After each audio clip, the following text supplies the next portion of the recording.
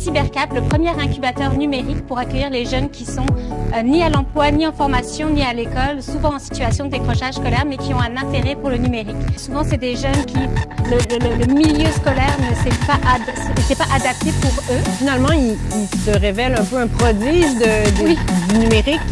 Ça vaut vraiment la peine. Ne vous mettez pas de barrières.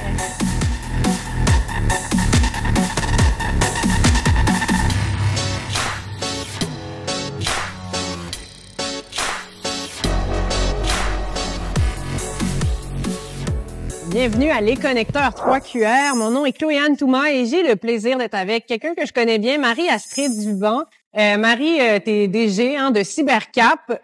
Si vous connaissez Cybercap, tant mieux. Sinon, c'est le moment d'en savoir plus. Si on commençait par faire un petit tour d'horizon, que tu nous présentes ce que fait Cybercap. Avec grand plaisir. Je suis ravie de te voir. Merci de m'accueillir. Moi aussi. Donc, Cybercap, c'est né il y a 24 ans. L'initiative de notre fondatrice Louise-André Perras, qui à l'époque voyait les jeunes qui jouaient dans les arcades et elle avait la vision déjà et le souci en fait du décrochage scolaire. Et elle travaillait dans le multimédia à l'époque. Elle s'est dit, écoute, ça n'a pas de bon sens, il faut vraiment qu'on raccroche ces jeunes. Donc, elle a démarré Cybercap, le premier incubateur numérique pour accueillir les jeunes qui sont ni à l'emploi, ni en formation, ni à l'école, souvent en situation de décrochage scolaire, mais qui ont un intérêt pour le numérique. Donc, ça fait 24 ans qu'on a ce programme, on accueille des jeunes, on leur fait toucher vraiment à tout, la 3D, le design vectoriel, le montage vidéo, et dans le but qu'après 6 mois, ils deviennent un citoyen autonome, ils intègrent le marché de l'emploi ou retournent aux études. Et en 2018, on s'est dit, mais nous, on veut qu'ils réussissent, on veut qu'ils persévèrent à l'école. Donc, on a créé le programme La Relève numérique, où on est bientôt dans 10 régions du Québec. On rejoint 9000 jeunes en présentiel dans le cursus scolaire, où vraiment, on les fait, vraiment, c'est l'éveil du numérique, l'éveil au métier, mais aussi la sensibilisation. On est très reconnu pour la citoyenneté et cybersécurité à l'ère du numérique.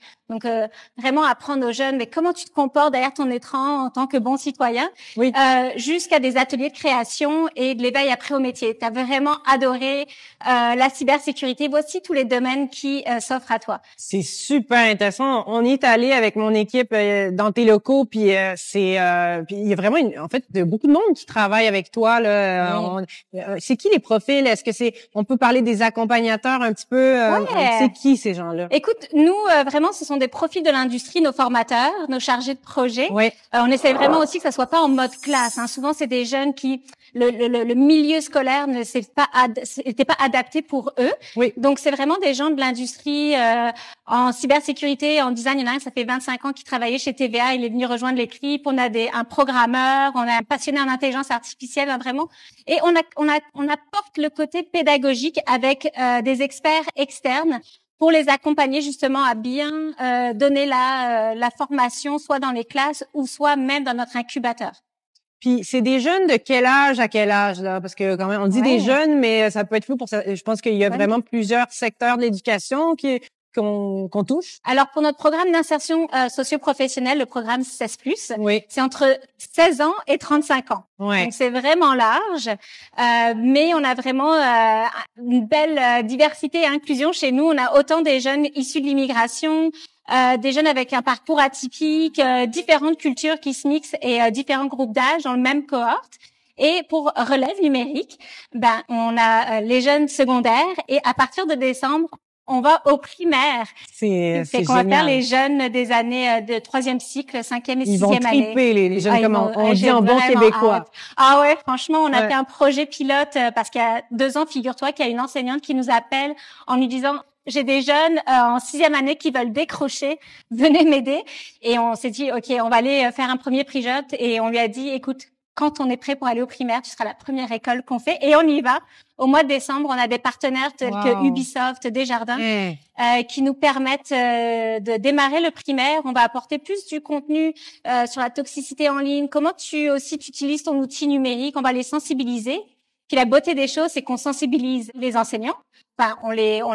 On leur montre peut-être une manière différente d'aborder le numérique. C'est bien de diversifier les approches aussi. Ça, en recherche, on en entend beaucoup parler. On sait que la STQ aussi en parle beaucoup. Il y a même, ils intègrent beaucoup la ludification aussi. Bref, on cherche à diversifier. Je pense que les enseignants ont envie d'être partie prenante de cette transition-là aussi. Il n'y a pas vraiment de résistance à non, ça. Non, au contraire. Puis nous, on n'est pas une charge supplémentaire parce que nos formateurs se déplacent directement en classe et donnent la formation. Fait que c'est vraiment un soutien pour les enseignants. Puis moi, j'ai 2 enfants en primaire, puis ils viennent me raconter à la fin de la journée ce qui s'est passé, ce qu'ils ont appris. Donc, on va vraiment sensibiliser les parents aussi pour vraiment comment être un bon citoyen à l'ère du numérique. Qu'est-ce que les enfants doivent être...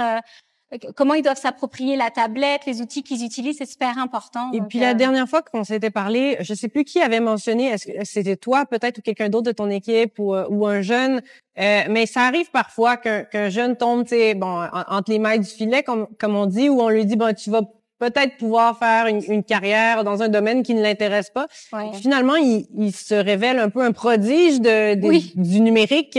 Ça vaut vraiment la peine de passer. Est-ce que tu as un exemple de success story, une histoire à succès qu'on pourrait mettre de l'avant? Écoute, j'en ai beaucoup, 2 très différentes. On a une jeune russe qui est arrivée avec son mari ukrainien, fait que tu comprends le contexte, il y a 6 mois, et qui avait un intérêt pour le numérique, qui en faisait un petit peu dans son pays. Et elle s'est révélée programmeuse, intelligence artificielle, chatbot, expert. Et elle vient de finir son parcours de 6 mois. Elle s'est mise entrepreneuse et maintenant elle fait des chatbots pour aider la communauté. Donc là, elle fait un chatbot pour Startup, qui est un programme d'insertion pour les femmes qui veulent se remettre à l'emploi. Et elle leur fait vraiment ce chatbot. Fait qu'elle a vraiment une révélation. Puis les outils de l'intelligence artificielle l'ont beaucoup aidé dans notre programmation pour accélérer sa formation puis être capable de faire un projet de A à Z. Ça, c'est vraiment inspirant. Puis justement, tu sais, la programmation est faite de sorte qu'il y ait vraiment du concret. On peut tout de suite passer à l'appliquer. Hein, Absolument, oui. Nous, en fait, ce qu'on utilise, c'est vraiment qu'est-ce que l'industrie utilise présentement pour le programme d'insertion, pour vraiment qu'il se rapproche de l'emploi. Et on utilise les outils dernier cri qui sortent. Fait que Gemini, je suis pas la spécialiste 3.5 Flash, vraiment les derniers cris pour que eux soient aptes. OK, moi dans l'industrie, je suis capable déjà de faire ça, d'utiliser les outils. Donc ils sont agiles, ils sont très très agiles. Très à jour en fait sur tout ce qui se fait de très nouveau. On est quand même en période de transition sociétale à cause du numérique et les transformations évidemment liées à l'émergence de nouveaux outils. On l'a vu avec l'IA générative. Il y a tellement de secteurs qui sont affectés par ça, bouleversés, comme tu le dis si bien. Puis là, de voir que des jeunes qui étaient en situation de peut-être de vulnérabilité ou qui allaient décrocher sont à l'avant-garde de tout ça. Complètement. C'est quand même incroyable. Puis ils en mangent, hein. C'est vraiment là on leur met évidemment ChatGPT, Claude. Puis nous on est dans notre bulle, on pense OK, tout le monde est au courant, mais finalement non. Et là c'est vraiment aussi pour eux. Tu sais, j'ai des jeunes qui ont une neurodivergence, dyslexie, dysorthographie. Peut-être que l'écriture, c'est vraiment une difficulté pour eux, mais avec ChatGPT, ils passent au-delà, ils peuvent être encore plus créatifs et aller plus loin dans leurs compétences. Donc nous, on le voit d'une manière extrêmement positive et on le voit que ça propulse ces jeunes-là qui étaient vulnérables, qui sont capables d'aller sur le marché de l'emploi. On a un jeune qui était itinérant, qui dormait dans sa voiture. Et on a des certifications Google Coursera, il a fait ça, il s'est révélé, ça me plaît vraiment la cybersécurité, fait que tu sais, ils ont une lumière puis ça leur permet de continuer dans leur cheminement. C'est intéressant de mentionner aussi le fait, on disait diversifier les approches puis peut-être aussi avoir une ouverture aux technologies comme ça parce que de démoniser, c'est pas nécessairement la meilleure façon, c'est ni blanc ni noir là, je veux dire de parler d'IA générative et tout ça, mais quand on parle d'intégrer dans les cours des chatbots, comme de voir qu'il y a une utilité aussi, la manière de l'utiliser, si elle est encadrée, si elle est valorisée de la bonne façon. Je pense qu'on peut bien utiliser ou mal utiliser un outil, on va dire un système d'IA. Faut faire attention à ce qu'on emploie. C'est ce qu'on se rend compte aussi avec l'IA, c'est que les jeunes, s'ils ont envie de savoir, ils vont trouver des solutions pour le savoir. C'est vraiment de leur apporter le côté éthique de l'IA, vraiment de les aider justement à bien se l'approprier, à comprendre le fondamental de comment est-ce que ça fonctionne, comment quel genre de prompt je dois mettre. Puis prompt, c'est un nouveau mot pour eux aussi. Les requêtes. Les requêtes, exactement. Donc, on se fait accompagner par un écosystème externe. On a Ivado, par exemple, qui nous aide. On a vraiment aussi Banque Nationale, on a CyberEcho qui valide notre contenu en cybersécurité. Fait on prend ça très au sérieux. Un bon réseau. Et chaque année, on le bonifie, on bonifie nos contenus, on réfléchit d'une nouvelle manière. Donc cette année, c'était vraiment la ludification, comme tu l'as dit, pour être dynamique, puis pour que les jeunes continuent à être allumés et à apprendre, en fait. Ben oui, c'est vraiment intéressant. Puis Marie, j'ai envie que tu passes, toi, parce que ça va avoir plus de poids, 2 messages. Un premier message, j'aimerais que tu l'adresses aux jeunes qui pourraient être en difficulté, mais qui entendent ça puis qui sont allumés, qui ont envie d'adhérer, de profiter des services, peut-être d'intégrer ça aux proches de ces jeunes-là. Tu sais, ça serait le même message. Puis après ça, peut-être s'adresser aux entreprises qui pourraient peut-être collaborer si on veut qu'ils fassent des stages ou tout ça. Fait que d'abord, les jeunes, qu'est-ce qu'on leur dit en regardant cette caméra? Ben moi je vous dis ne vous mettez pas de barrières. Vous avez plein de cadeaux, plein de capacités et c'est juste des fois c'était pas dans le bon cadre que vous avez pu les utiliser, mais vous avez toutes et tous du talent. Il faut juste que vous trouvez votre voie, que vous gardez espoir et encore une fois tout est possible maintenant, donc allez au-delà. Si le numérique vous intéresse, le programme 16+ est complètement gratuit. Donc vous pouvez aussi nous contacter, voir un petit peu c'est quoi notre programmation, mais continuez, persévérer. C'est ça ce que j'ai envie de leur dire. C'est franchement, c'est un très beau mot de la fin. Puis le dernier mot de la fin, tous ceux qui pourraient contribuer. Oui, vous pouvez contribuer de différentes manières. Vous pouvez contribuer en venant partager votre parcours. Si vous aussi vous avez eu un parcours non linéaire, atypique, ça va inspirer nos jeunes. Donc n'hésitez pas, si vous êtes professionnel dans le numérique, que ça soit le design, la cybersécurité, le montage vidéo et que vous avez envie de partager votre expertise. Les médias. Exactement, comme on le fait avec Session justement.